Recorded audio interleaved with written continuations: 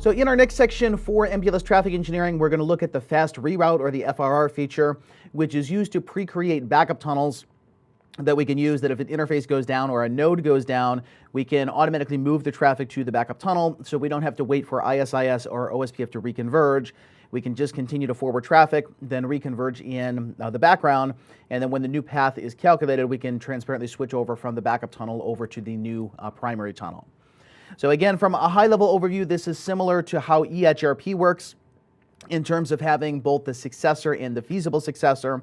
Idea is that you calculate the topology once, you find your primary path, you calculate the topology again, you find your backup path, you install both of them in hardware potentially, and then if you need to switch from one to the other, you just move the pointer at the port level, and then you continue to forward the traffic. Now, if we take a look back at our topology, what we're trying to do here is to create tunnels between our PE routers, which in our case were XR1 going over to router 3 and then vice versa. And what we want to protect against is one of the links in the core of the network going down, for example, the link between router 1 and router 2, or one of the nodes going down, for example, the entire router going down in the middle.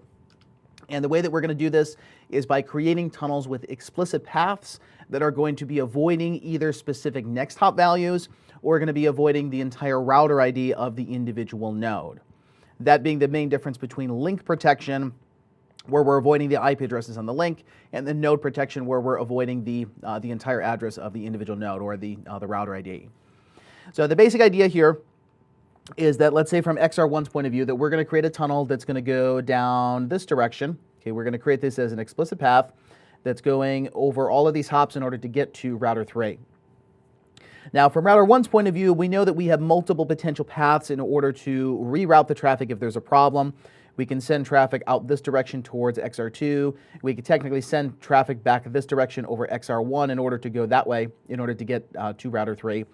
So router 1 is then considered to be the point of local repair, or the PLR.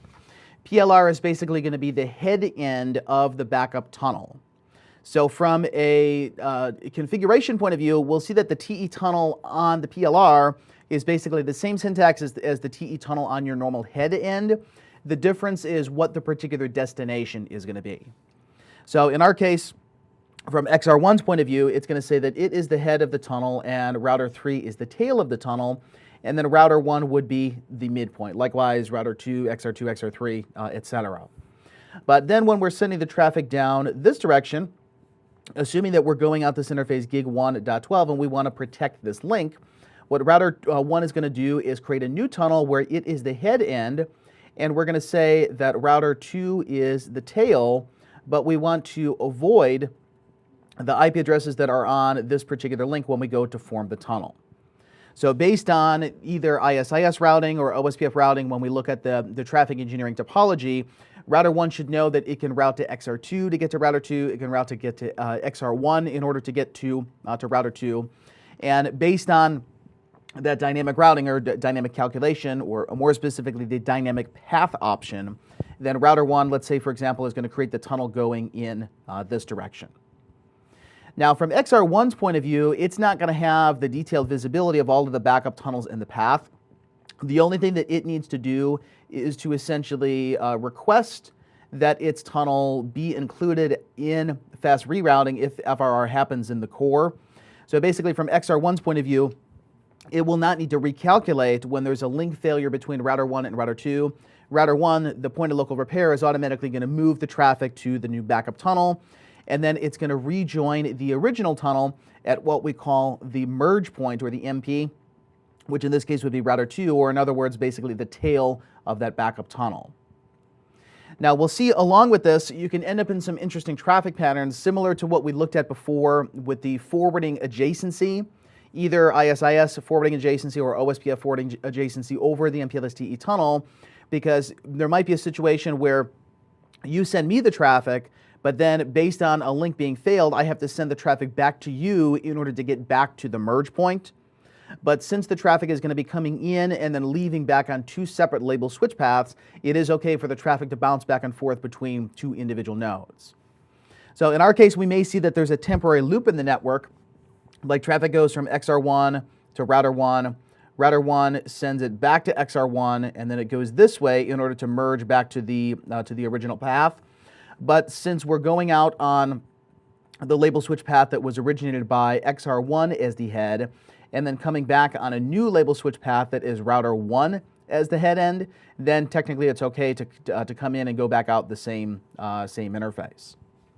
And the way that we'll see this from the CLI point of view is when we do the trace route, we'll see additional labels in the path while we're temporarily on the backup tunnel before ISIS converges, OSPF converges, and then we re-signal the tunnel in order to recalculate based on the new topology changes. Now, in order to do this, though, it's assuming that we need some sort of tracking mechanism between the routers to figure out if the link has failed or if the node has failed. So with our current setup, between router 1 and router 2, we are running ISIS routing. And ISIS, like OSPF, is going to be sending periodic hellos on the link. And then eventually, once the hello timer goes beyond a certain multiplier or a certain dead interval, then router 1 is going to declare the neighbor down. Now, the problem with that in a real design, though, is those timers are generally much larger than what you would want your reconvergence window to be. So if it takes, let's say, 40 seconds, for example, to figure out that the neighbor is down, that's 40 seconds of packet loss while you're trying to figure out that the link on the other end of the topology is physically down. So in addition to this, beyond just configuring the backup tunnels, this is also implying that we're going to do some sort of fast hello mechanism, whether it be through RSVP, which we're already running on the link, or through bidirectional forwarding detection, which is the more typical implementation. Reason why is that BFD can be offloaded in hardware to the line cards. So when you're sending like a 50 millisecond, 20 millisecond hello, it's not going to cause the CPU to spike and go up to high utilization, which could potentially affect the control plane for the other protocols.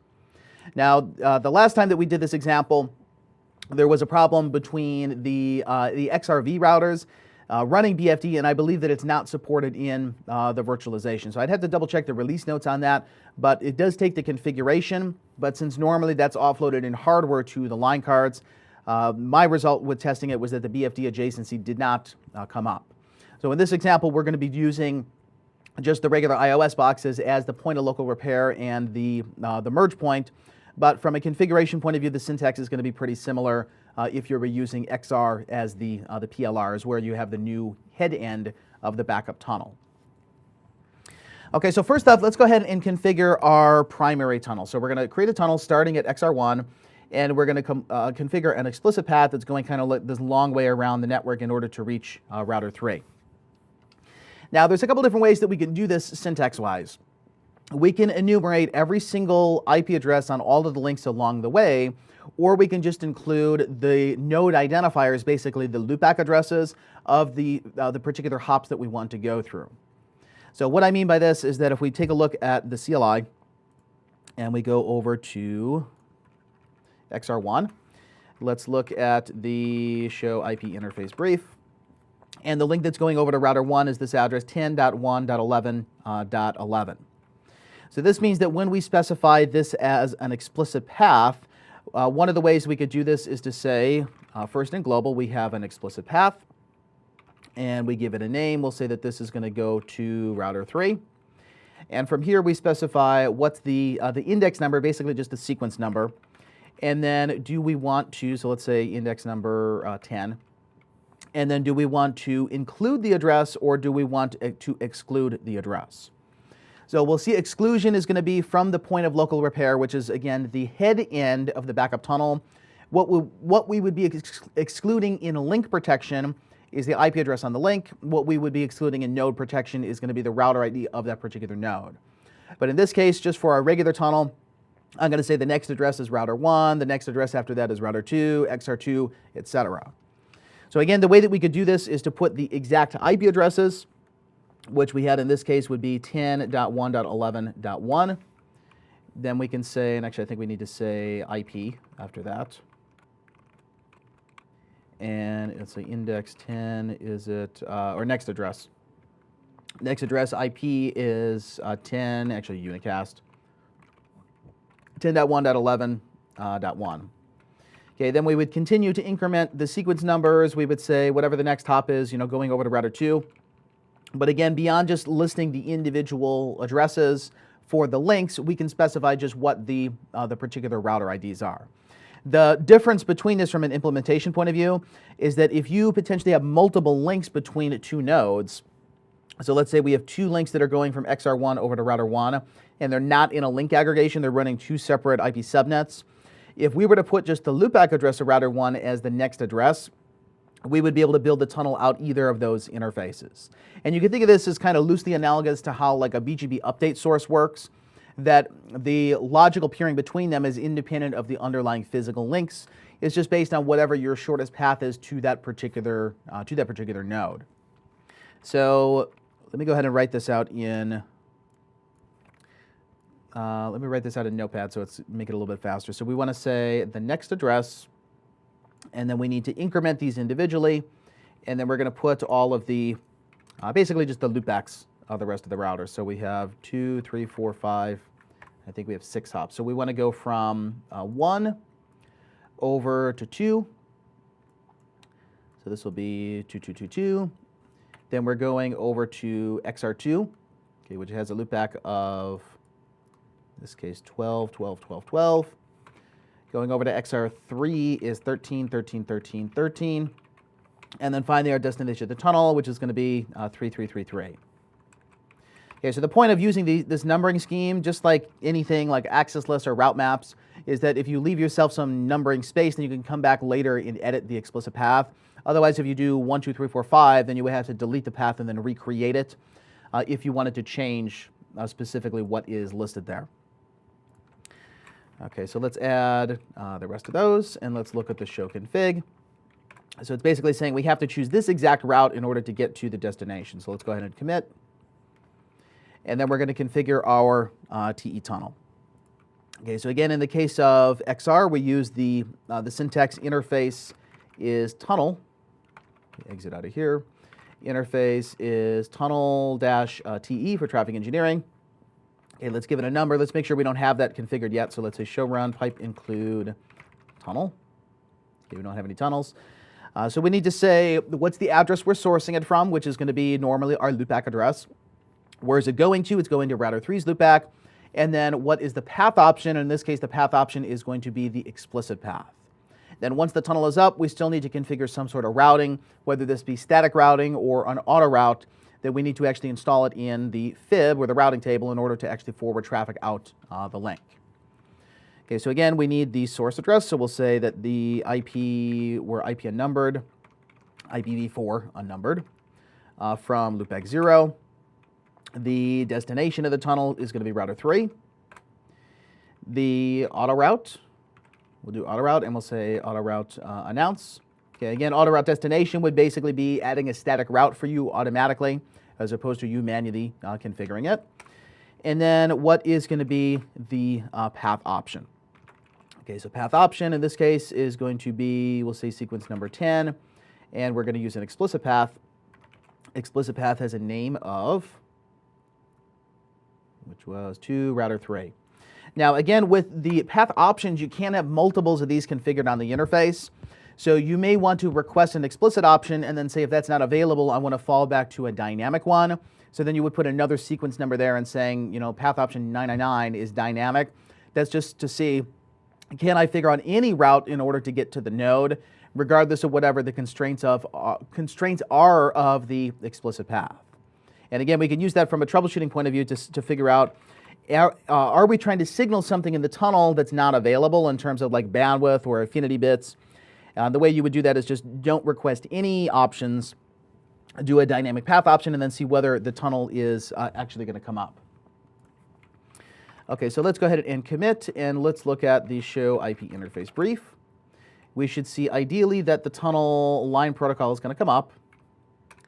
And if it does not, that would be an indication of some sort of signaling problem. Okay, so let's look at the show MPLS traffic engineering tunnels. Same type of output that we have on iOS.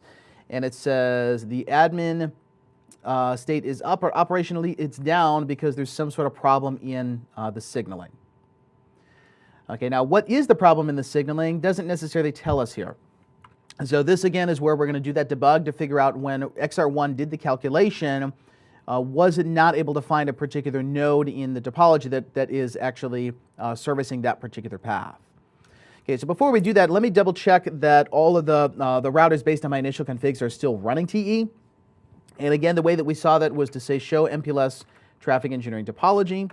And then we're going to pipe through this. You can see it's a lot of output. We're going to pipe through it to show what are the, you can find it at the top of the node, would be the,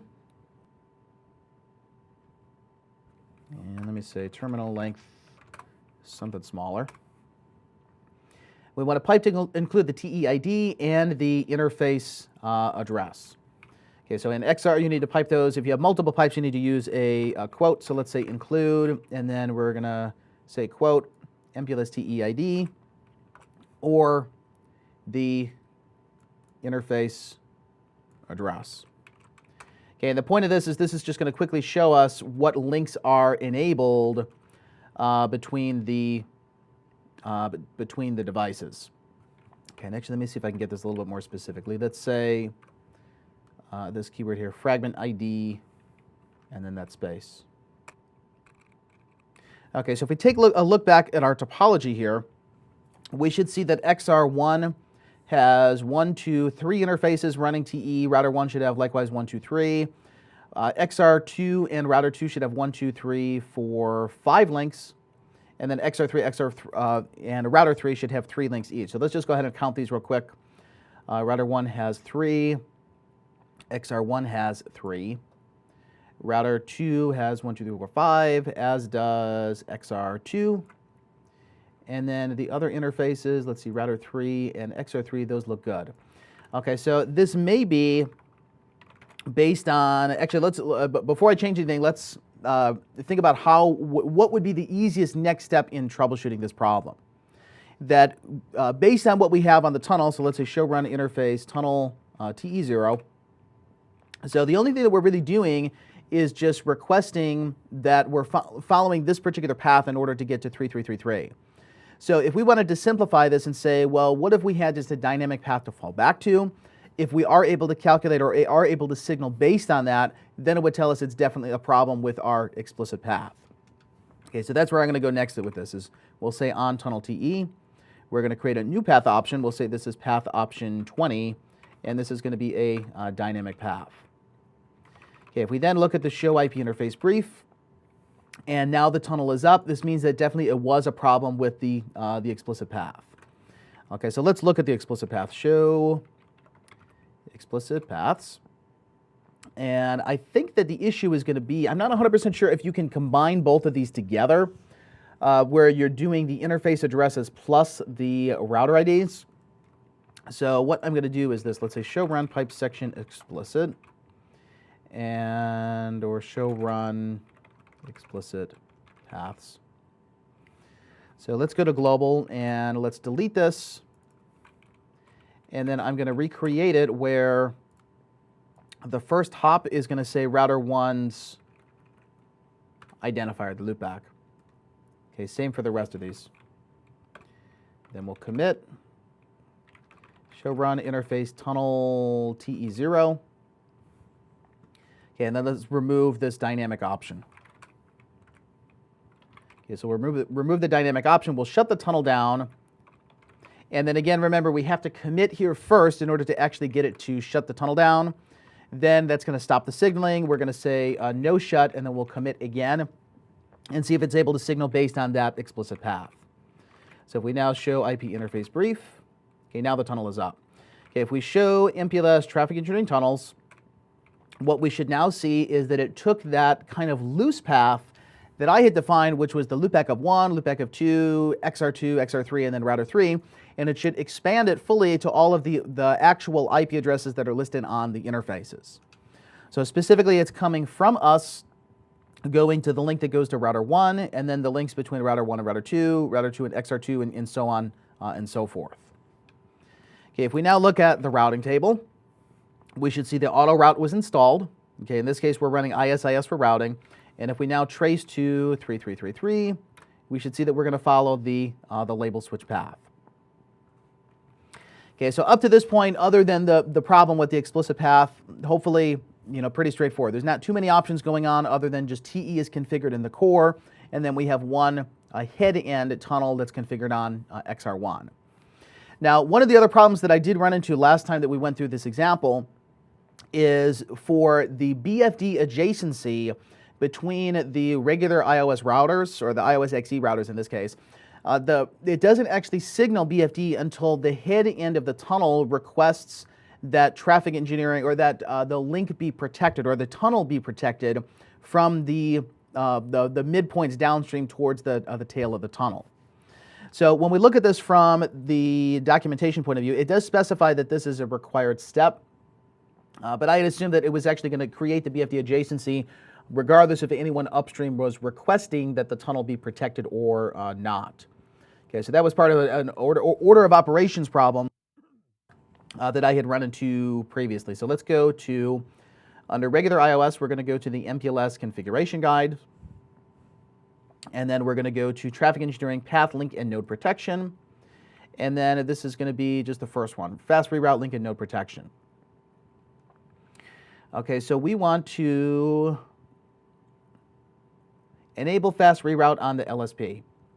Okay, this is going to be on the device that wants its tunnel to be protected, which in our case would be XR1, which is the head end of the tunnel, or router 3, which is going to be a tunnel later going back in the reverse direction. So same type of logic is going to be on iOS XR, but the syntax, I believe, is just to say fast reroute under the tunnel. So let's say show run interface tunnel TE0. And on interface tunnel TE0, we'll say that we want fast rerouting to be requested. Okay, we can also see this if we look at the show MPLS traffic engineering tunnels. There should be a field in here that says that fast reroute is disabled. Okay, protection desired is none. And then there's also a way to do an end-to-end path protection. We'll see it's the same type of logic from a configuration point of view. It just depends on what other nodes do you need to configure as the point of local repairs. Okay, so we want to say that we want fast rerouting requested. So you can request it just for anything, or you can say I want to also make sure to protect my bandwidth reservation, and I want to make sure that I'm doing node protection in the middle. So some minor different options here, but basically it all means the same thing, that we're requesting from the downstream midpoints of the tunnel that if you do fast reroute and you move traffic onto a backup tunnel, make sure to include this tunnel to be rerouted inside of there. Otherwise, the ones that do not request this just get dropped, and then you have to go through regular recalculation. So in a real design, basically the logic behind this is the ones that you want to protect would be your important tunnels. Maybe that's your VoIP or some sort of real-time traffic. And then something that is a little more lenient in terms of convergence, like if you're web browsing, your web browser is not going to care if you have to reconverge the network for 1 or 2 seconds. But if you want something that has 200 millisecond switchover, then that's mainly what FRR link or node protection is going to be for. Okay, so now let's go down to the point of local repair, which is going to be router 1. That's where we're going to source the backup tunnel from. Okay, so first thing we need to do is to tell these two boxes to track each other on this particular link. So we're going to enable bidirectional forwarding detection on this. Now, in the case of registering this to traffic engineering, what we need to do is in global config say that the IP RSVP signaling protocol is going to be, for hellos, is going to be BFD. Okay, otherwise, it uses RSVP itself. The problem with that in a real design is that RSVP goes to the general purpose CPU. It's not offloaded into hardware, so if you're doing this on a lot of interfaces, the CPU utilization can go up. And then if you drop control plane protocols, it's going to cause the network to reconverge or to start dropping traffic. So in most real designs, any physical platform you're going to do this on in a real design will be able to offload BFD to the line card. So generally, you want to enable it this way. Okay, then same thing is going to happen at the link level. So we're signaling with BFD. It says BFD should be enabled before configuring it for traffic engineering. So we need to say we want what is the BFD interval. So what are the timers?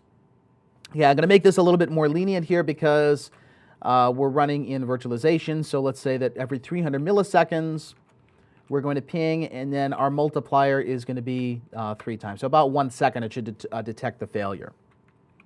Okay, then we're going to do the signaling. Okay, so same thing on the other side. Show run interface gig1.12. On router 2, we're going to do this at the link level. And then also globally, whoops, wrong one. It should be those 3 lines. And then in global config, we're signaling with BFD. Okay, so next, if we look at the show BFD, let's say show BFD neighbors. Okay, we now have an adjacency with router 1. Okay, if we look at the neighbor detail information, what this should tell us here is that the registered protocol is traffic engineering for fast reroute.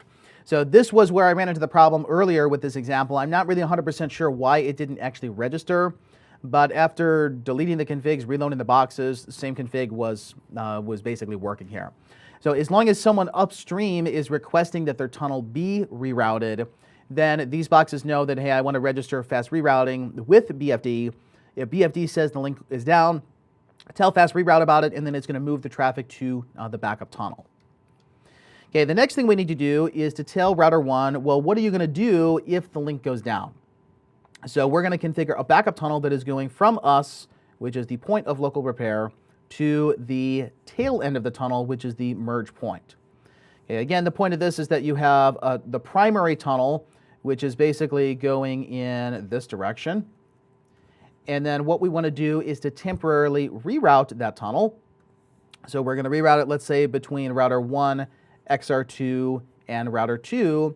And then we merge these two back together. So you basically come in on this backup red tunnel, and then you're going to re-exit based on this blue tunnel. And we should see the traffic come in and then loop back to XR2 before it goes to the final destination. Now, in a real design, even though the traffic is looping between these two nodes, so it's bouncing back and forth once on the same interface, the backup tunnel is normally only temporary until you can reconverge to a new dynamic path or some other path that maybe meets your other constraints, like the affinity, bandwidth, shared risk link group, etc. So normally the FRR is only going to kick in for maybe a second or so until you can wait till ISIS or OSPF actually reconverges and then moves the tunnel in a shorter path, like something like that direction, for example. Okay, so next on router 1, we need to configure a tunnel. So let's show IP interface brief. See that we don't have any other tunnels. Let's configure tunnel 0. The tunnel mode is MPLS traffic engineering. So again, it's not GRE, it's TE. The IP address is going to be from our loopback. The tunnel destination is going to be router 2. Okay, now the key point here is that when we do the calculation of how are we going to signal to get to router 2, we need to tell it what interfaces that we want to avoid, or in other words, what links do we want to protect. So in our case, we're trying to protect the link between the two of these. We could list both of the addresses, or we could list just one of them, because both are effectively going to have the same result, where we're going to configure an IP explicit path, and we'll say that this is going to avoid the R1, R2 link. Okay, in this explicit path, we're going to say to exclude the address. If we do show IP interface brief, we want to exclude the address that is 10.1.12.1 and 10.1.12.2. So neither of those addresses can be in the path. Now, since those addresses are only reachable out this direction, basically means you can calculate any other way. You could calculate to XR1, you could calculate to XR2, as long as the traffic somehow gets back to router 2, which is the merge point, or in other words, the destination of this tunnel, okay, as we specified in the tunnel destination. Then we should be able to do the tunnel setup. Okay, so let's look at the path calculation as it actually comes up. Let's look at the debug, MPLS traffic engineering, the path lookup. Okay, and again, that's for the calculation. So if we show run on the tunnel, do show run interface tunnel 0. The only other thing we need to do is to set the path option. So tunnel MPLS traffic engineering path option, number 1 is going to be the explicit path, and we named it to avoid router 1 to router 2 link. Okay, it says now that the path was found, path lookup was success. Okay, how it's specifically calculated, the way we would see this is to look at the show MPLS traffic engineering tunnels. And I want to look at the ones that I am just the head end for. Because otherwise, if we say just show MPLS traffic engineering tunnels, that's going to also include XR1's tunnel where router 1 is the midpoint. I want to see the one that is just locally originating here.